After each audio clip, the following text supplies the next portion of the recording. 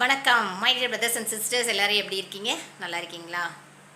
Please அழுதுருங்க, நல்லா அழுங்க, நல்லா அழுங்க, ஓன அழுங்க, தயவு செய்து அழுதுருங்க. என்னடா சிஸ்டர் இப்படி சொல்கிறாங்கன்னு பார்க்குறீங்களா? S my dear brothers and sisters, ஆமாங்க.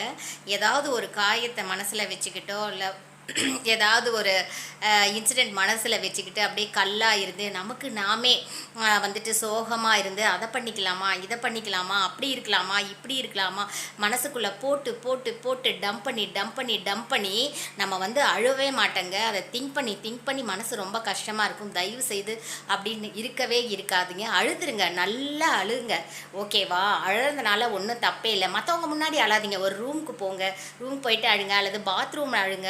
நீங்கள் அழும்போது பார்த்தீங்க அப்படின்னா நம்ம ஸ்ட்ரெஸ் வந்து கண்டிப்பாக ஃப்ரீ ஆயிருங்க. நம்ம மைண்டு ஃப்ரீ ஆயிரும், நம்ம மனசு ஃப்ரீ ஆயிரும். அப்புறமேட்டு நீங்கள் நினைப்பீங்க, நாம் ஏன் அழணும், நம்மளை யார் அழ வச்சாங்களோ அவங்க வந்துட்டு ரூம் போட்டு அழட்டும் அப்படின்னு சொல்லிட்டு கண்டிப்பாக நீங்கள் நினைப்பீங்க. அதனால் கண்டிப்பாக எந்த ஒரு சஃபர்னாலும் ஃபீலிங்ஸாக இருந்தால் அழுதுருங்க my dear brothers and sisters. ஆனால் யாருக்கும் முன்னாடி அழக்கூடாது, தனியாக அழணும்.